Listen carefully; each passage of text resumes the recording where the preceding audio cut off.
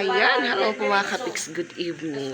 So ayan, before po tayo umuwi ng Tacloban, kasi ngayon pa akong gabi pa biyahe, bumili pa ako ng tuyo kay Ate Melinda. So ayan po yung natira nung order ni Tita Georgie. At yan, hinatid po niya may timang dito. Kasi gusto po ni Ate Israel mag-ulam din ng tuyo. At thank you po para sa tuyo. Alam mo na po, ayan, Char. So, 8 po alis ako, 8 p.m. 7:21 pa naman po. So, tapos lang din po naming mag-dinner. Nagprito ko si Mama Dax ng ulam na isda. So, mag-aayos po muna ako ng mga dadalhin ko pa uwi. So, ayan, ready na po yung ating dadalhin. At yan po yung nangyayari. Pag pumupunta po tayo dito, kaunti lang po yung dala natin. Isang bag lang or minsan dalawa. Pag bumabalik naman po Tacloban, nagiging tatlo. Nagiging tatlo po yung dala natin. So, yung red na eco bag, yun yung laman, toyo at saka tubig. So, ito po yung bigay ni Tita Georgie. Thank you. May chocolate din po para sa mga bata. At yan po si Mama Dax, naghuhugas. The winner is Mama Dax! Doon pa po yung tupiin niya naghihintay.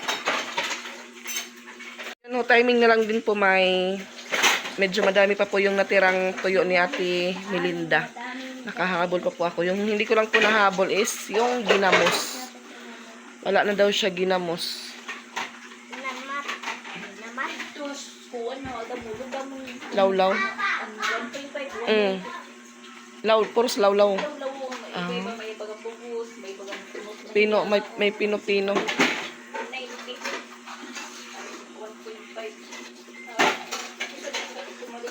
Alas 7 pa man, Mama Dax. Alas 7 pa. 7:36 pa lang po. Parang early po. Kung alis na ako. Kasi pag ganito po, pag gabi, hindi po matagal yung biyahe dahil yung kalsada po medyo tahimik na. Hindi traffic. Diretso po yung biyahe ng. Depende kung yung masakyan ko, bus or van or taxi, ganun.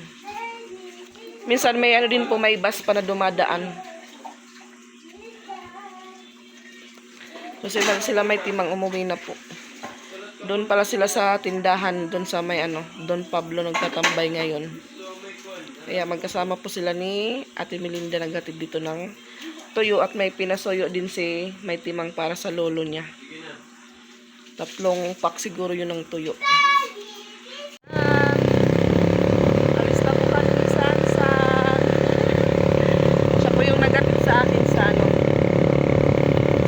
Dahil umalis po si Christian kasama si Ronald. Dito na po kami sa kalsada. Waiting na lang po kami ng masasakyan ko papuntang Dydrock. At sobrang tahimik na po ng kalsada.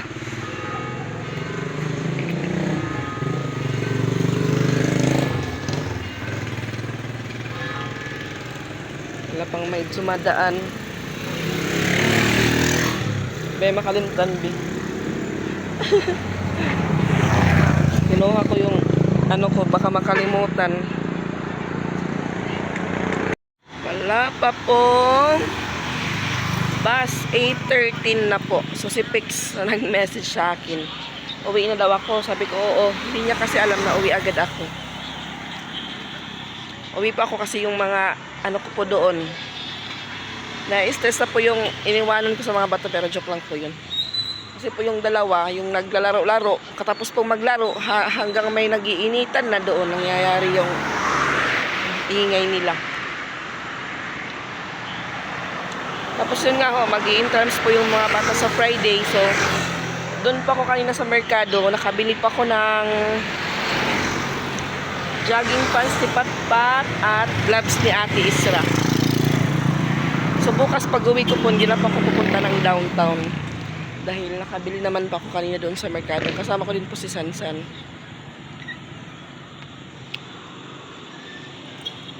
Tumawag po yung kapatid ko dahil na-stress po siya. Yung mama ko daw kasi umiiyak. Umiiyak po siya dahil hindi daw siya binibigyan ni Papa ng pera. Kahit may pera naman daw si Papa. Sabi ko, ba't ba? Umiiyak po si Nika dahil na ano din po siya, dahil si Mama. Ano po siya gagaling kung palagi niyang ini-stress or siya mismo naghahanap ng problema para ma-stress siya or may iisipin siya. Yung ano lang ni Nika, kasi yun nga ho, nagpaano po kami, before ako umalis ng Cebu, sinamahan or sumama muna si Mama sa amin magpa-check up.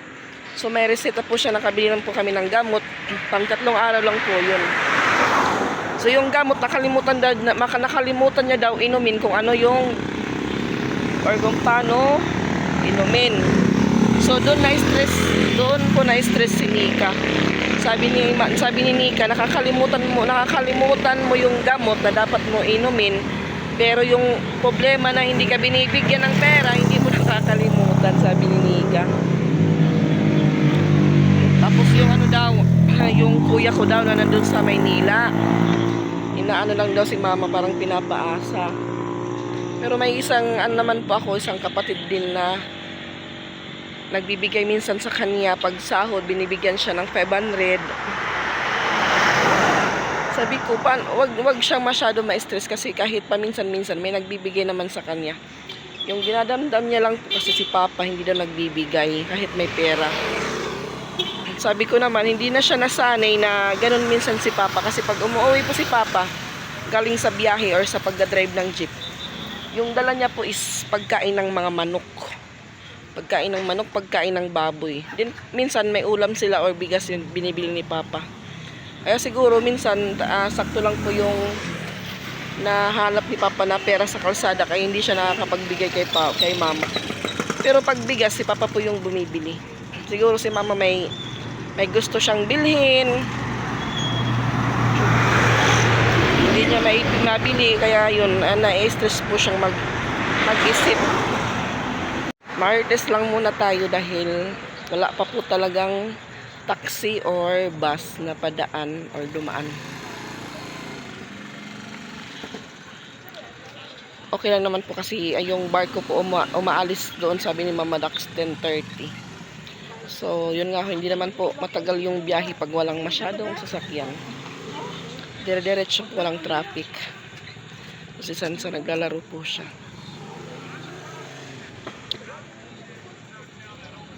Stress po siya kasi meron po siyang yung sa neck ultrasound. So nagano si kuya, yung isang kuya ko, yung meron daw noon, doon lang po sa private na hospital. Ngunit hindi pa po nag-canvas kung magkano yung neck ultrasound. Kasi kailangan din po siyang i-ultrasound yung lieg niya. Pareho din po kay Papa Bits. Pareho po silang paus.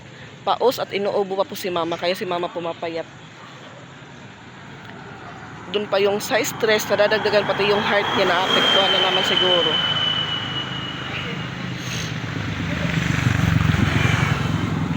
Ayan, dito na po tayo sa Dydrock.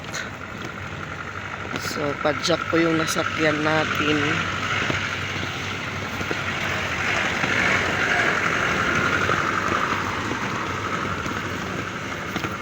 Murag gamay ra siguro ang kuang karon pasahero.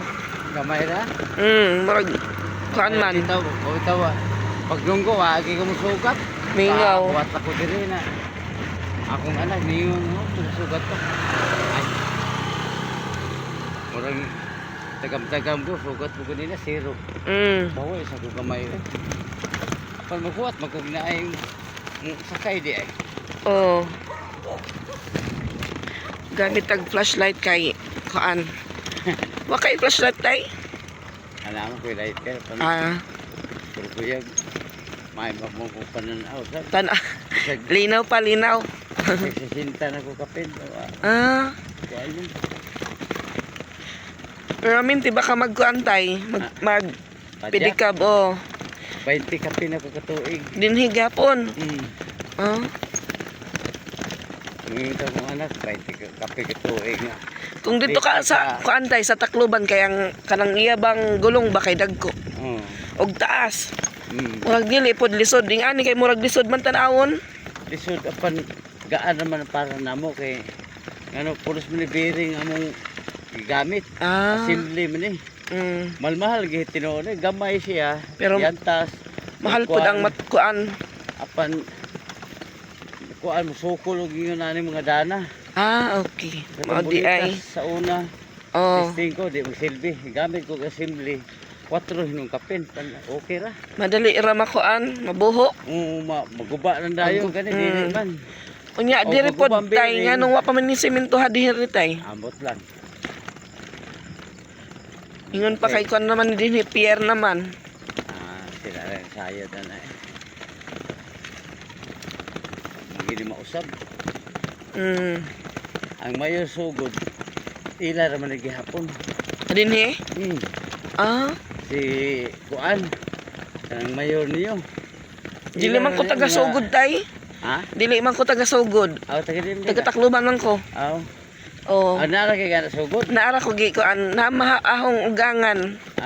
Naara ko gi kuan. Ngatuan. May tag-iya diri man. Mga Durano. Unya wapod taori og kuan street light ba? Kuan ni. Kanang ilang suga murag Solar. gap kuan luya ang kuan. Wa na magud ang tag-iya ni patay na mangod. Mao di ay. Siguro way nag-manage. Nag-manage. Pero apo. Jesus. Wa ang mga anak tag-iya. Di ay. Apo na lang. Pero mo income pod tay. Dakog income ni sila eh. Dakog income. Pawagi sila hilig kay katong negosyante ila magumamahan gud. Sila murag wala way ni kuan, way ni sunod. Wa. Katoy lang amahan tanan negosyo gisudlan ato. Way lain sa danaw nga dakong ice-plant andiri sa amo. Diri sa inyo sa kuan sa Cebu City. Ice-plant na pa sila planta simento. Napidaghang barko sila sa unang panahon. Pagkamatay, wala na. Wala na. Pero kung dinhi nga barko tay kang kinsa man na tay? Asnar. Ah. Sa buhi pa ilang amahan sa tag-iya gyud. Di mo dawat ang mga customer. Ila ang barko diha nagpundok. Oh. Ila ra. Nya unsa man to iyang kuan tay income kay di man siya magpa. Wa, kargahan mo tog simento. Ah, mao di ay. Oh. Simento yung mga barko kay ila man planta. Asa, Tacloban, tanan sila mo delivery. Oh. Kini ito eh. Tikuwang gid nga senior. Negosyante to na pag negosyo sa US. Isilinahan ko no. Kini ito. Kung gamit ang flashlight kay kuan may suga. Hinay ang siga sa kuan. Wala binuang diri mo kanang ingon nga na mangatang wala. Dinhi? Wala. Kani amo barangay tungguan ng dungguan. Tao diri anis kayo eh. Wa lahi rin sa ubang lugar nga ngay mo atang nga gidungog nga kani nga amo wala. Pero kay murag mahadlok pud to diri tayo kay mingaw ba? Unya ko ang kaayo murag serum ba serum. Kami taga diha man gimi. Was mo kasa ni mismo bata pagita og pulos motor do pas bahay nga kana amo na ila. Wa lipod-lipod ni amo ang lugar. Mo ni nga mga tao diri ihay pa ni kamot. Daghan sa na pulis taga diri na sa amo kay patanon. Iyan, dito na po ako sa barko at bumaba po ako mga kapiks dahil may music po sa taas. So 9:57 pa lang po. Baka mamaya-maya pa po ito mandar. Medyo madami po yung pasaheros na sa taas. Madami rin po yung natutulog. So ayan, napaus po ako lang dahil siguro sa aircon.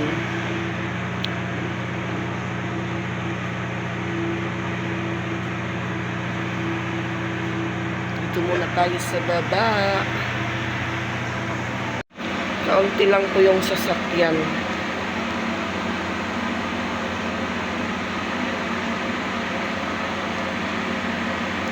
So akala ko po doon ako kanina sasakay.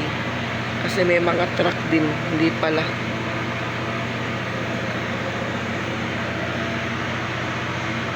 Ang dilim po ng dagat.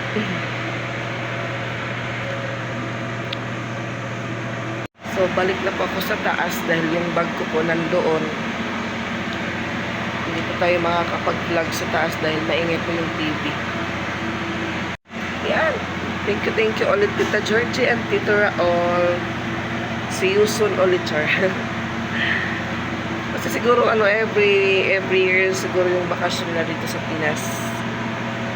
Noong last year, nagbakasyon po sila kasama yung isang anak nila na lalaki, si Kuya Kenneth. Bali, dalawa po yung anak nila, si Ate Celeste naman yung isa. Nurse po siya sa US. So, nagbabakasyon po yun sa ibang bansa. Kagaya po ng Italy. Siguro sa Pinas wala siyang kasi mainit po dito.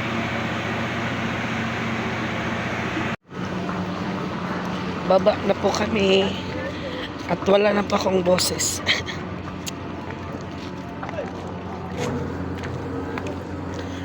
Alas 2:30 na po mga kapiks. Nasa Isabel na po ako. Napaos na po talaga ako, napaos.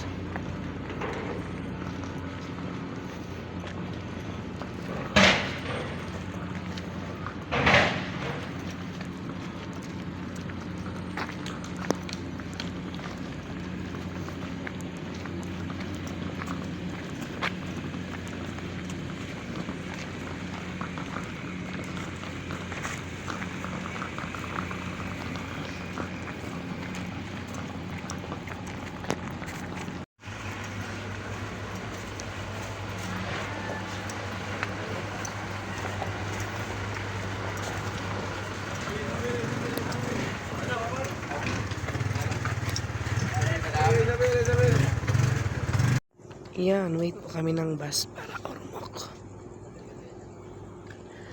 Pasensya na po. Napaus po talaga ako.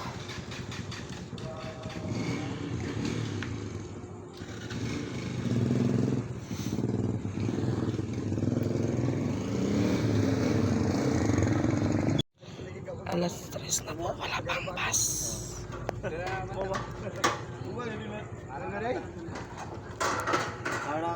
At yan mga kapiks, nasa Ormoc na po. Tapos ko lang po umihi. At may bus na po papuntang Tacloban. May kasabay po akong kasabay ko din sumakay ng van galing Pingag Pier or Sabi-Sabi. Buti na lang din po may bus na ngayon, hindi pa puno. Siguro first trip po ito mga kapiks. Uwi na po tayo. Tapos po na ako.